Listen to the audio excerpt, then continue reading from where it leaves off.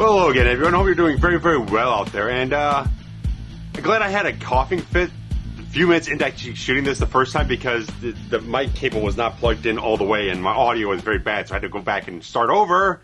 So hopefully everything comes off very, very well this time. So guys, new update, new interesting things, and today's become an off day. I didn't sleep terribly well and been kind of like lingering around and not really doing anything and just like didn't have anything planned. Because the thing is, okay, I'm going to eventually get up to the video on the Exorcist, but I realized I got like 3 weeks before the new film comes out. And kind of nice to time it kind of close to that entire thing for any type of reason whatsoever. And so I figure like, well, the schedule I have, like, I've got like almost like no time like the next week aside from this weekend to do anything. So there's no way I'm rushing through the entire process of researching and doing everything I need to on that thing in 2 days. And so I was like, oh, well, what can I really do and whatnot? It's like I got like a half an idea for a retro video series I'm not really prepped for. I could prep for it, but it's like, here and there and everywhere. Like, stuff like that. So today wasn't very productive in a certain way, but I do have some media pickups. I have some stuff to talk about in that regard. And, the whole thing getting up to the fact that we got the commentary for George A. Romero's Day of the Dead out, and my review video for the Russell Mulcahy exploitation giant monster pig film, Razorback, that got released. Because that was something I had like floating around like 5 years ago. When I first really got the actual Blu-ray, and I was thinking about it, I was kind of like maybe trying to jam it into a Forever Horror Month, but things got too jammed up the schedule, couldn't get things done as much as I wanted to. And so I just kind of floated off my schedule and my agenda list or something else like that. But, you know, after I got the retro video series thing done for the heat color grading thing, is like, just kind of start sticking in my brain a little bit. I saw the film's name come up in a few social media feeds and things just kind of like, okay, yeah, I can go for this right now. I can jump into this a little bit, refresh myself in the whole thing. And odd thing is like, okay, we had about 2 weeks between the last thing, the retro video series thing got released and the next thing got released on the channel, because I had this week where I had a little like on and off schedule. Like I was working one day off the next, working one day off the next. So it was like one of those things I couldn't get into a rhythm or anything. I really couldn't get myself up to doing anything. So I kind of fell into a bit of a doing nothing. I kind of relegated myself to basically sit around and doing next to nothing, because I actually went back and actually finished watching Supernatural, because I've left off around season 13. I remember like getting up to the end of season 13. I remember because I was watching the Carry On Wayward Son, the recaps from the end of each season. I was kind of like getting up to the whole thing, kind of refreshing myself. Like, okay, that I remember landing off on. So I kind of picked up on 13 because it was the type of thing. It's like, okay, the series is going on so long. It's like how many stakes can I be invested at this point in time? How many times can you avert the end of the world and die and resurrect and bring people back and stuff like that? I was a little kind of, I'm kind of terrible at keeping up with like regular television broadcast type of stuff. I just can't keep up with it. I've had a lot of series where I fell off on it because I just couldn't keep up with it. I was watching too many things at certain times, stuff like that. So I was like, just kind of floated off from it and just kind of drifted away, and I just decided to go off and start watching it on Netflix. And the last 2 seasons, goddamn, I couldn't tear myself away. It was really, really hard. Eventually did tear myself away to actually produce the Razorback video, because like, okay, I gotta get up on this thing. I got some time off. I got a couple of days here. I gotta force myself to break off and actually watch the documentaries and the interviews and stuff like that, and watch the film and get into this whole thing. So I broke off, got that stuff shot, and I was like, I finished the entire series. I finished the last 2 seasons in just over maybe about a week and a half. So I was really into it. The really good seasons. And that series goddamn finale just made me sob like fucking crazy, man. I was just bawling out. I just like, Jared and Jensen are fantastic actors, portraying these characters, so much heart, so much depth, so much emotion in the characters, their bond between them as actual actors, and the stuff with the characters themselves, all the different stuff. Just like, it was a fantastic series finale. It's definitely one of the things I can stick on the board and say, yes, they suck a landing. Even though they had a break off during the pandemic, and the last 2 episodes they were trying to film, and they had many months off, and they had to come back with the protocols and stuff like that, and kind of make some changes here and there.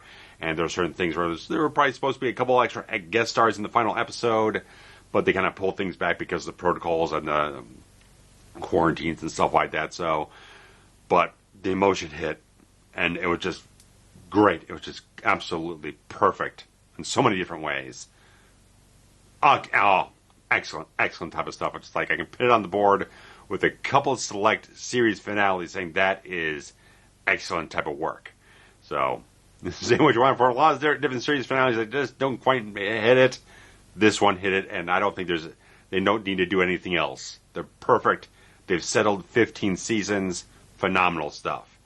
And I used to have most of the DVDs. I started watching in the middle of season 5.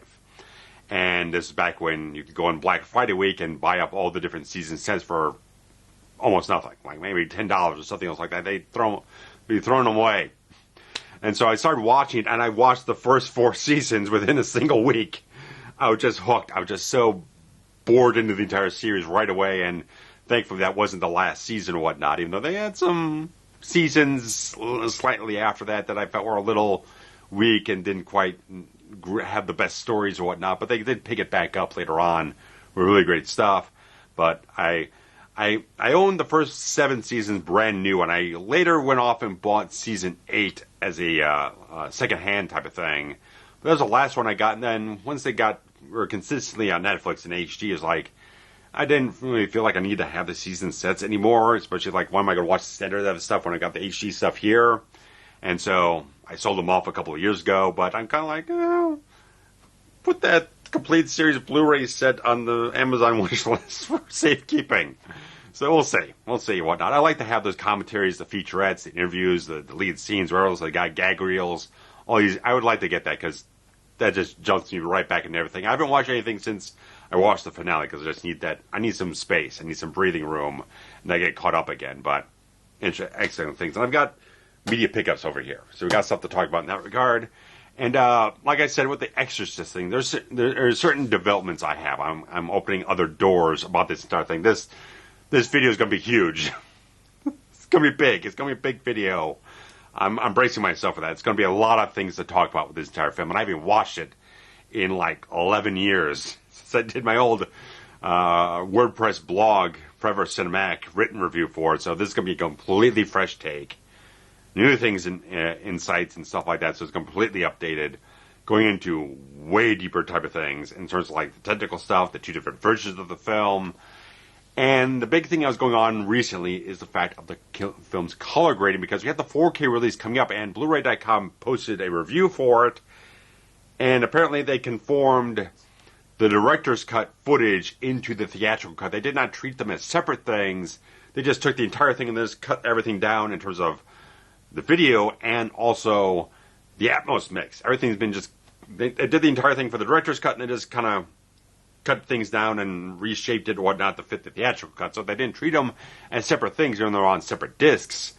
Apparently they're both the exact same color grading for everything. And the fact of the matter is, everything since 1998, since 25 years ago, we've been living with revisionist color grading the whole entire film. So I'm going back to this entire topic. It will not be quite as a thing as the Heat one, but it'll be a part of this video. And the fact of the matter is, I had to find the most impossible thing to find was the 1997 DVD release of the entire film, which had a 4x3 full frame type of thing and the widescreen version of it with the original theatrical color grading. But the fact of it is, unless you're going to pay the $35.99 or so on the Amazon Marketplace for the one copy that's available anywhere online, you can't find this version. Because one thing, the release in 97, then in 98, they put out the 25th anniversary one, so it was a very short shelf life for the 97 one to be in print, and so you can't find this shit anywhere. So the fact of the matter is, I went to 5 different secondhand stores. I went to some half-price books and some other things around here,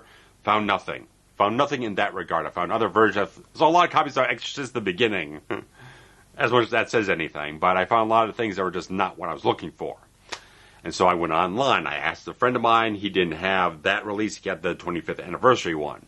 And so then I posted some follow-up stuff on the Blu-ray.com forums where they're talking about the 4K release. And I actually got two people contact me. One of them said they had a beat-up copy. They were kind of talking with a friend, but they get a much more nicer quality copy that's much more pristine.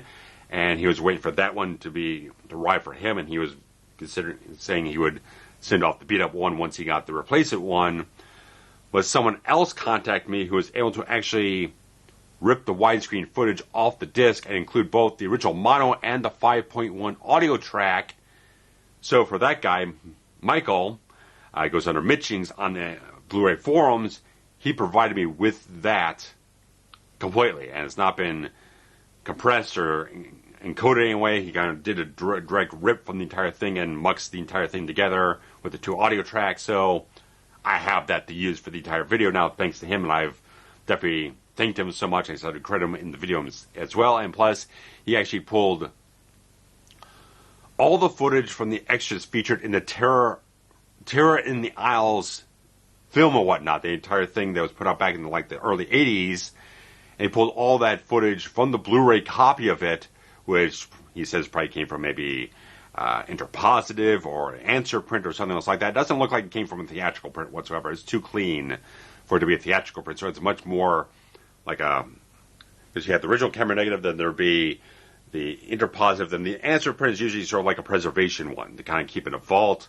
or the director keeps that version to keep a sort of reference for the version of the film that they actually want, with the color grading and all the different stuff, the color timing, the photochemical stuff done at the lab. The final version that they actually approve would be the answer print. So probably one of those two things was used as a source for the footage in Terror in the Isle. So you provided that in the actual forum, and actually contacted me and saying, here's the link for the entire thing to download it. So I have that as well to incorporate into the film, because from 98 onwards, all that blue color grading and whatnot they have mainly over the exorcism scene and a lot of other things in the film was not part of the original version of the film. That's all been altered by way of Friedkin. He made those changes to the film, and he's maintained that ever since. Apparently the 4K, from what I read on that review, it's a little... Most people have to form their own opinions and whatnot. It's like there's good things about the entire review, but there's other questionable things in terms of color grading and how the HDR looks and different things in that regard. So they're still not preserving things. They're just constantly... They're not preserving the original things. They're preserving the revisionism. Big topic. This is not going to die. This topic is going to keep coming up on the channel in various forms for who knows how long. But regardless of that, that's a big thing, part of this video coming up. So I've got that. I got two different versions of the film. Luckily, I decided not to go with the researching the actual audiobook, because I just don't think I have the time for it. I don't think I have the time for it. I don't think so. Depends how things go with the next week. I don't know. But like I said, the only day off I have for the next week after Sunday is Friday, but I'm going to do the Hemi 20th anniversary show that evening. And so I'm going to be shooting the video there and stuff like that. So I have maybe like half a day to maybe do something. So I don't have a whole lot of free time here and there. It's kind of like before, after work, stuff like that. So this was like, okay, well, I wanted to get a channel update done. Kind of batting around what else I can really do in the interim, because I really won't be able to put anything else out for the next week until we put out the Scream 6 commentary. Because usually I'm kind of pacing things about 2 weeks in between commentaries. So I kind of have a blank spot for whatever else I want to do, unless I kind of throw something together on Sunday here. So that happens.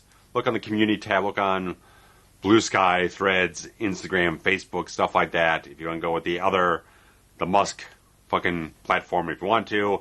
This seems to be kind of withering for me. Not getting much traction there. So I'm on Blue Sky. I have a couple of invite codes. If there's some very loyal people here that I know that comment here regularly and stuff like that, are loyal subscribers and followers and commenters, interest me, okay? If you want to contact me in some type of way, if you're interested in jumping on Blue Sky, the codes are piling up and no one's really taking them. So I'm interested in offering them to people that I know here. Let me know. And of course, there's always Threads, just the Instagram text-based type of thing, whatnot. It's nice. Go check out. Steve's not on either Threads or Blue Sky, so I can't tag him in anything. So I'm still kind of hoping maybe he'll jump over to something else like that. He could easily jump over to the Threads. You've got Instagram, you can jump over to the Threads, open that account. It's perfectly fine. Anything like that. So guys, let me know what you think about that. And let's get to the immediate pickup. So we'll break off and do other things afterwards. But I was like, okay, there's a lot of there's things I just want to get certain things. One thing I really want to get is the Second Sight Films 4K of The Changeling, but it's about $35 to order from Diabolic DVD with the shipping and everything. So I'm kind of like, oh, these options are cheaper, so I'm going to get this stuff. So I got two Paramount things in terms of Picard, the final season, and the 4K of Sleepy Hollow. Now, let me talk about, of course, I went to the IMAX finale event and all that type of stuff, and I saw the Scott Mantz conducted Q&A with the entire most of the cast and some of the producers and whatnot and the whole thing. So that's included on here in a much more, I'm not saying cut down fashion. They kind of just polished it up in a certain way, put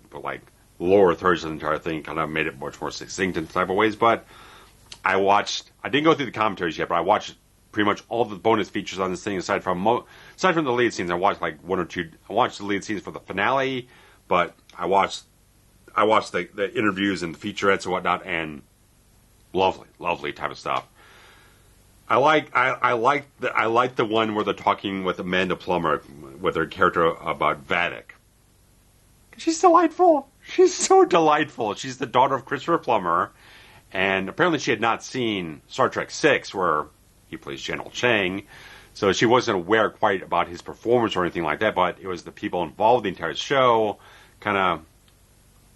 Are you okay with us kind of throwing a little bit of a reference there with her captain's chair being the spin around type of thing, and a few other things in that regard? So she was very much so on board. She just feels like, if you ever meet her at a con, if she ever goes to a con or whatnot, you feel like you just want to cuddle up to her. She just feels so lovely.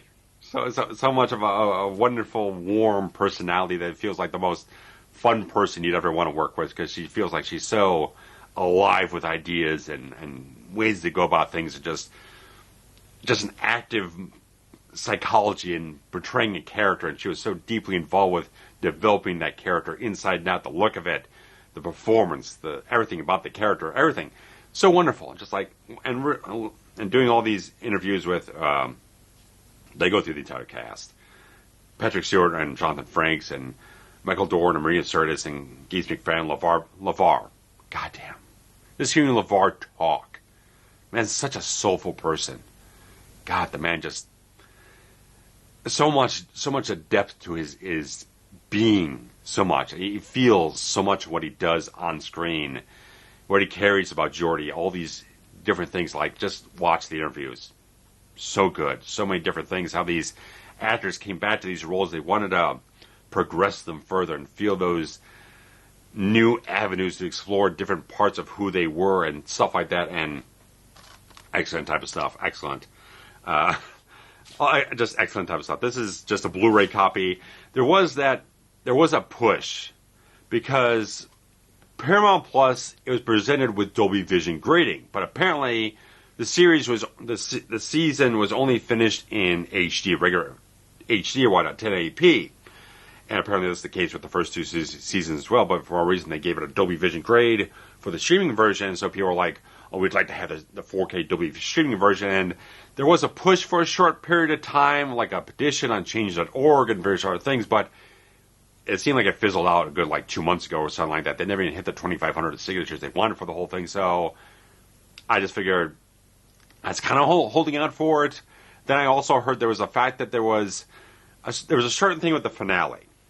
When I saw it on IMAX, they had the final version, but there was a version that hit certain streaming platforms, I think internationally, where there was a opening shot of the Enterprise D that was not the final version. It wasn't called like a temp version officially, but it was an alternate, earlier version of the shot that was less dynamic. And so they eventually did switch it up and replace it on the streaming services with the final version that they had on the IMAX premiere. The earlier VFX shot is on the disc, and there's been no word from Paramount about doing any replacement plans. It's been about a week and a half, almost 2 weeks now, since the thing got released, and people pointed out and sharing comparison videos and images and stuff like that, swirling things around. Bill Hunt of the Digital Biz kind of put it out there and stuff like that, so they've got to be aware of it, and they're not making a peep about it, so I don't know anything like that.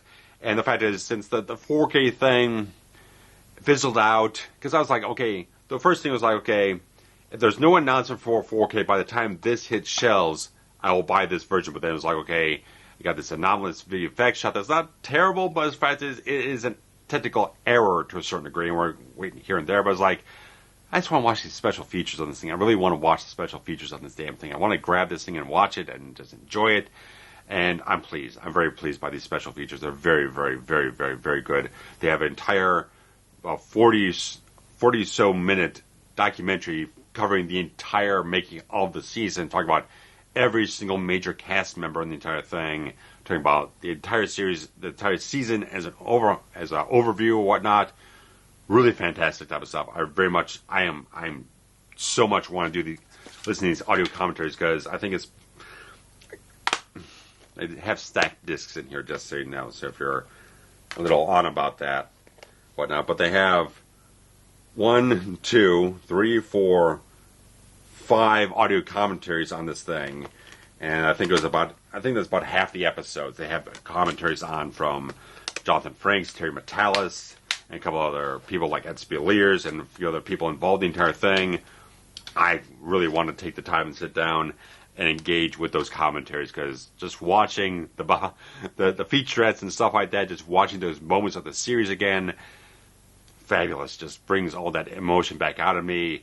They go back and just watch that little scene in the penultimate episode where they reveal the Enterprise Z, and they go back on and stuff like that. Just like, God damn it, TNG's my home. TNG is my Star Trek so much. It's got me through some bad times. I had a Hulu subscription for absolute years just so I could watch Next Gen in HD. And then eventually I set things up for this entire thing. I eventually bought the entire series on Blu-ray. I've also got the separate discs, the separate releases for Redemption, Chain of Command, and All Good Things. The only one I don't have is Unification. Because I'm a little... If you watch my Star Trek 6 review, I was like a little Blandy McBlanderson on the freaking on Unification, but it's on my list. If I find it for the right price, I will get it. But Next Gen is just my home for Star Trek so much. It's just so much. Those characters, that cast, all that type of stuff. It's so much like a family to me in such a great degree. It just got me through some really, really hard times in different places and whatnot. So this meant so much to me. I've got the commemorative lithograph, you want to call it that, up on my wall. It's framed. It looks wonderful. I see it every day. It's beautiful from the IMAX finale. Just, great stuff. Just great stuff. So, one thing from Paramount, and the other thing from Paramount, again, is the Sleepy Hollow 4K. And the fact is, I did a video on Sleepy Hollow back in early 2020 where I actually paid a good bit of money for this. I kind of got on a bit of a spur of the moment type of thing. So I ran off to a Barnes & Noble one night. I think it was right after work. And I grabbed up the 20th anniversary Blu-ray, which has... This is very similar to the Steelbook they have for the 4K right now. So that's why I didn't get the 4K Steelbook, because they have this entire Digibook type of thing with the original Washington Irving story inside of it. So I figured... yeah, maybe I could sell this off and just get the Steelbook. They replaced it, but I figure like Bull Moose, where I got this and the Picard final season Blu-ray, they had this for the cheapest price. They had it for $20. Everyone else was selling it for about $22 or $23. So I'm glad when I went to Best Buy, the actual cover had a bunch of scuff marks on it and a couple of dents and whatnot. It's like, I'm not buying this with scuff marks. And thankfully I went home and looked up and it was like Bull Moose had it for the best price. And I knew Boom was fabulous. The best packing job you'll find. They put bubble wrap the whole thing. They wrap the things all together. It's like it's professional. It's as professional as you get. When people complain about Amazon just slapping things in a box and throwing it out and different things, Boom Moose, they're fast, they're efficient, and they pack things beautifully. Excellent. Top grade type of stuff. 5 stars from them every single time. But anything like that. So I decided to keep this because it looks wonderful, and I paid a good amount of money for it at Barnes & Noble, paid like a full price type of thing. So, but the fact is, the old Blu-ray it's not great.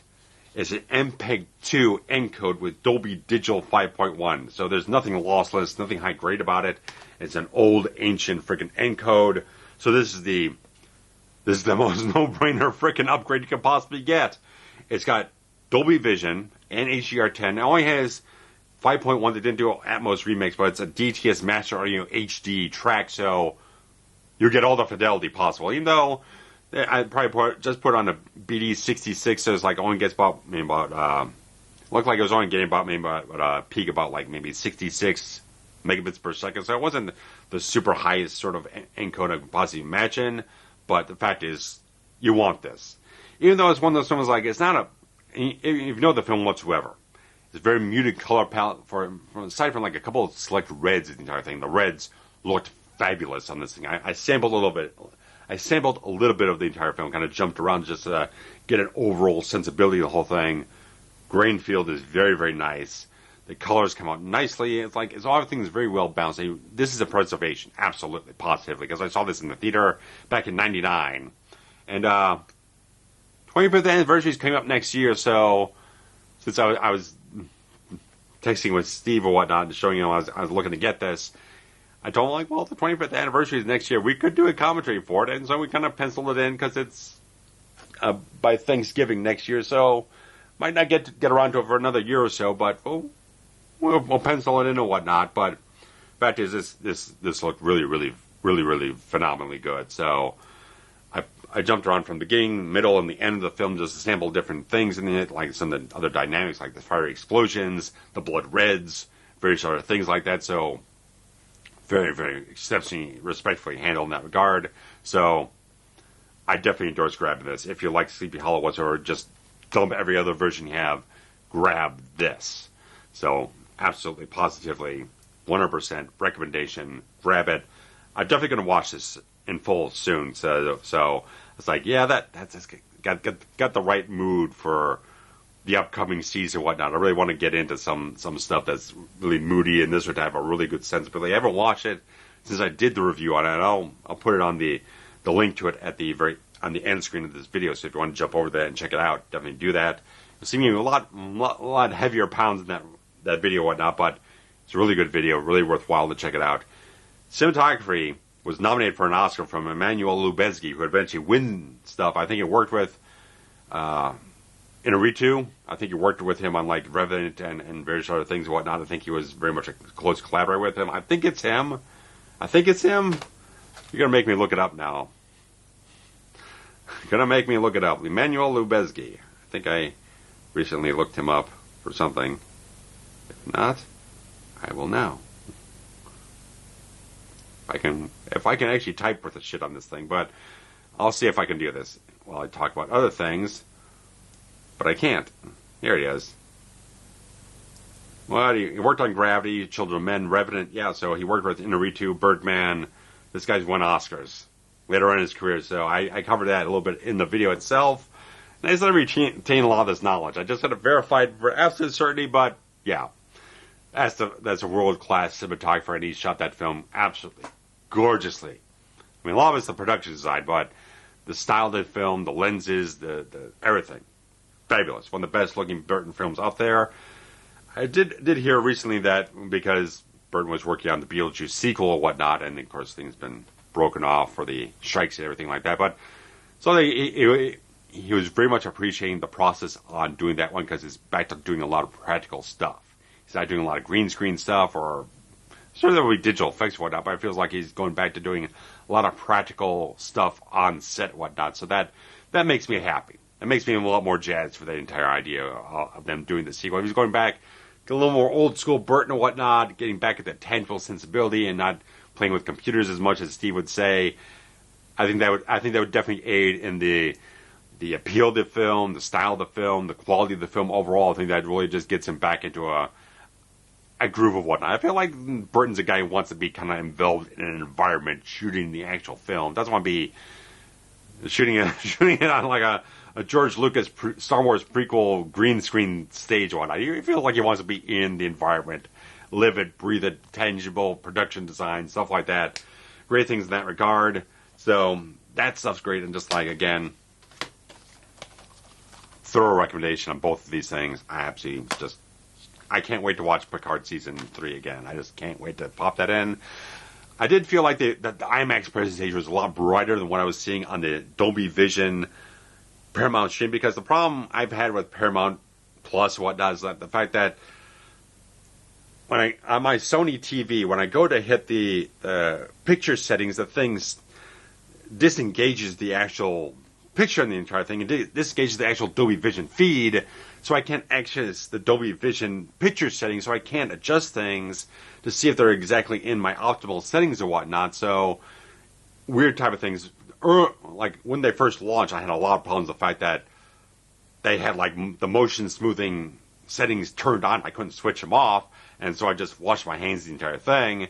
But apparently they fixed it up or whatnot in that regard. So, but I feel like this is going to be a lot brighter. So I think it was a lot more with the settings that I couldn't access with the Dolby Vision feed or whatnot on their platform, anything like that. So I think there's a lot of things to grab on the thing, because with the IMAX finale, they played the last 2 episodes. So the penultimate episode hit on streaming, so then I watched it again when I went to the IMAX thing, and it was a whole lot brighter, a lot more bold in that regard. So I think the Blu-ray definitely shows that when I have my optimal settings on the entire thing. A lot of the clips I was watching, whatnot, felt like they were a lot stronger than I saw on the streaming platform. So just a matter of settings in that regard, but it looks really, really solid on the Blu-ray and stuff like that. And anything like that, I figured I'd not do an extensive type of thing, because I'm like, okay, I was thinking about the TV series I have on Blu-ray. I'm not going to do a big type of thing and whatnot, but in terms of like, okay, Star Trek stuff, I've got all of Next Gen. I've got those 2-part episode releases they had there, and also with others. I don't have Trek series Blu-rays, but I have all the movies. The only one I don't have in 4K is Beyond, because I bought that. That was my, well, I'm not saying it's the first Star Trek thing I bought on Blu-ray, but I bought this when it first came out when I didn't have 4K.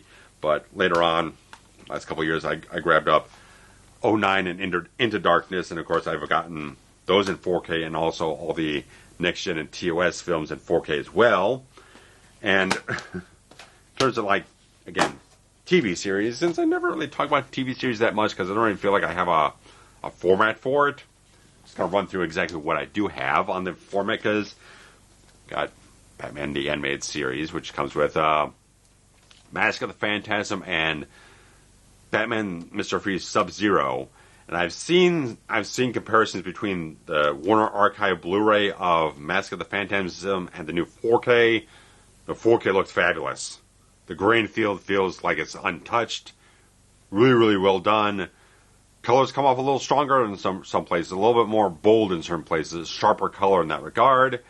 But I've also got, I bought the Constantine series on Blu-ray, which I haven't watched the Blu-ray yet. I watched this on CW Seed when I was getting up to doing the video on the actual Constantine movie with Keanu Reeves, and I wanted to kind of incorporate some of this talk about the Matt Ryan thing into talking about the Keanu Reeves thing, kind of give an overview of the entire thing. But talking about some of the Marvel Netflix stuff, which as I was saying in a recent video, whatnot, when I was talking about them Disney putting out all those Marvel and Star Wars series out on 4K and stuff like that. I do have the first 2 seasons of Daredevil and the first one of Jessica Jones. This was as much they put out for either series. So the final season of Daredevil now got released on physical, and the later 2 seasons of Jessica Jones did not, nor did the final seasons of Iron Fist or Luke Cage or the Defenders miniseries, which I didn't think was very good. But I actually got these on Amazon in early 2020, and they're all the UK versions, because they're a lot cheaper at the time and the region free than the US version. So I figured that they're the same damn things whatsoever. There's no difference. They're all region free. Might as well grab them, because I was like, I got so tired of jumping around between different freaking streaming services all the time. I want to do Netflix here, they want to do Prime over here, they want to do Hulu. I just got tired of the shuffle, whatnot, so I just own them. I just own them now. And I've watched them since, and they're good quality, even though they're bare bones. They're still good encodes and stuff like that, but would like to get 4K on a disc or whatnot, but we'll see if that ever happens or whatnot. But I also have all 3 seasons of Hannibal, if I'm pointing this out right way up. Because it was the weirdest thing. I had season 1 on DVD, then I didn't buy season 2, but then I got season 3 on Blu-ray when I was doing the Manhunter video, and I was like, this is stupid. So I got rid of the DVD set, the first one, and just got Blu-ray for everything in that regard. Then the last couple things I do have is the fact that I do have 2 Milk Creek sets. One was Miami Vice, and the other one is Quantum Leap. And they're pretty good. I did the entire review video on the Quantum Leap set back when it first hit. And I like the Miami Vice one. Apparently there's a much nicer version. I think it's in Germany, where they spread across more discs so you get higher bit rates on everything in that regard. It's all the same stuff, but they put in some like art cards or something else like that. Some extras, physical extras or whatnot in the actual complete series pack. So interesting if you want to get up on that, if it's region free and if you want to grab it or whatnot. I think you can find something here and there about it, but I recently come across that, but I'm happy with what I have here. And the last of it is the fact that when I did my X-Files Fight the Future video about 2 years ago, which I still love, it's still one of my favorite videos. I had a great time researching it because I was just the fact that, I just get to sit down and watch episodes and episodes and episodes. One of my favorite series of all time. And I decided to actually grab up the first 9 seasons on Blu-ray. And so I still have the first 6 seasons on DVD because I love those old digipacks. Those things I absolutely love. There's too much nostalgia for me with those sets. The menus on it, everything like that. And plus, for the first couple seasons, because on these things, when they did the remasters, they did reframe everything for 16:9. They did a pretty nice job of it.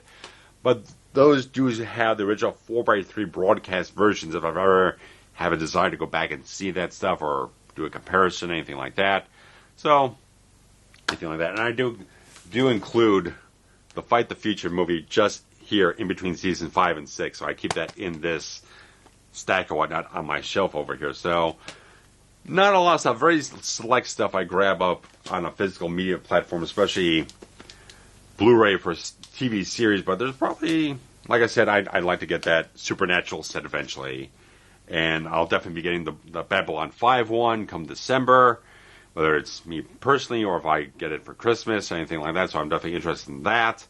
And I did mention back when I announced the Quantum Leap reboot coming up to Blu-ray, I said I was going to get it, but the fact is they didn't put any extras on. There's no interviews, there's no commentaries, there's no nothing on it. So for like $28, I felt like, I think it was maybe more than that, but it was somewhere around $30 or so. I felt like, since I actually paid, because when I went to, I bought a ticket on Fandango, and with it came with a special promotional offer for Peacock because the entire thing expired with having it with a cable service or whatnot, Comcast, and so I figured, $2 a month for 6 months, that's fine. I'll up on that whole thing. Then apparently the deal got re-upped, and I didn't really have to pay for it. But fact matters, I'm paying for Peacock right now, so I don't really need to go off and buy the season set, even though I'd like to support it in that regard. But I would have hoped for at least a little bit of an extra or whatnot on the entire thing, an interview, a featurette, something else like that, just to have the creatives kind of talk about it here and there and everywhere. So I would have liked a little bit of something on that. So maybe if it goes on a certain sale or something else like that, I'll grab it up. But right now, not so much. But they have shot most of season 2, and that is premiering, I think, in October. They shot the majority of season 2 for the Quantum Leap reboot, which I thought didn't start off very promising. I thought the pilot was really, really, really bad. I thought it was pretty bad. There were a lot of problems with the entire thing, but I stuck with it for a couple episodes. Like they really found their footing, found the rhythms, anything like that. I really just got hooked in the entire thing. I thought they did a really, really nice job. Even though there's some slightly changed concepts from where the original series was to where they are now. But I kind of figure, like, okay, there's a new Quantum Leap accelerator. There might be a new imaging chamber. There's a few things that kind of maybe updated the entire thing, which caused some alterations that they haven't addressed yet. But I was intrigued. I thought that everyone in the cast is wonderful. Ernie Hudson's always great. He's always great. Every time he steps on set, he's great. He's great. Great.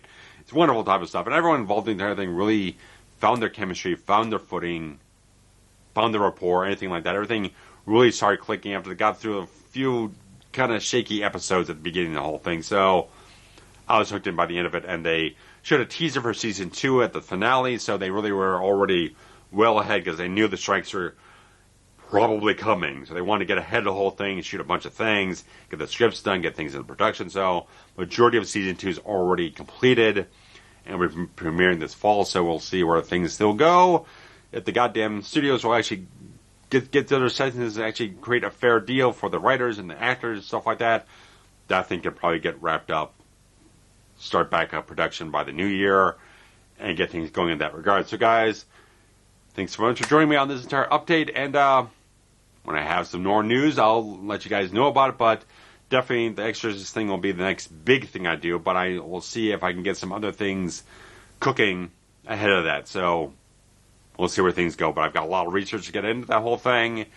It's going to be a lot of stuff. I'm still digging for other information, things that back up certain information that I already have, like the stuff, the color grading, and trying to find a little bit more information. If I'm going to find anything, I'm putting the name Mark Kermode in the search engine next to it, because British film critic, one of the best critics out there. I actually love his style, his approach, his mentality to certain things, and he's the biggest fan of The Exorcist in the entire world. Probably knows more about it than anyone else. Not like I'm going to go pester him over on Threads or Blue Sky because he's abandoned Twitter. But it's not like I'm going to go poke it around and ask him 1,000 questions, but I'm just trying to narrow down information to kind of verify, because if there's anything that he said about the entire thing, or he's researched, or he's exposited about the entire thing, he would be the foremost authority on that. So I'm trying to find information that has that kind of verifiable sort of credibility to it. So I have him in mind when I'm approaching this entire thing, and have that sort of standard to live up to. Not like I'm going to like expect him to watch or whatnot. I'm feeling like he's got a certain high standard with this entire film, so I really want to find those qualities that he holds that film up to, and try to pay that sort of respect to that quality of a film, and explore it at much more depth and detail than I have before. So I have a lot of history with the entire film. I'll cover it in the entire video. I won't go on much longer on this thing because it's already longer than usual. But guys, look forward to the entire thing. If I've spent the last 9 years postponing this entire video, it better be goddamn worth it. So I'm putting my all into it. Then don't know if I'll go directly into Exorcist 3 after that, but stuff like that. And also we got commentaries coming up for John Carpenter's Vampires, which I do plan to at least sample the audiobook for that, the John Stakely book the thing was minorly based on. Just get a little extra context going into it, because I did the review video about 2 years ago, so I want to have a little extra something go into it when I discuss the entire thing and bounce off of Steve with that. And of course we'll also do 1970 Invasion of the Body Snatchers for October, guys. So great stuff in that regard. So guys, thanks so much. You always support the channel by just watching stuff, commenting. The like button is great. Subscribes are always great as well. And Super Thanks feature, if you very much enjoy anything around here, you can contribute any money you want through that feature here. Or you can jump over to Patreon to contribute something every month. You get a lot of early access, just support things in general around here. So guys, thanks so much. Take care. Bye-bye.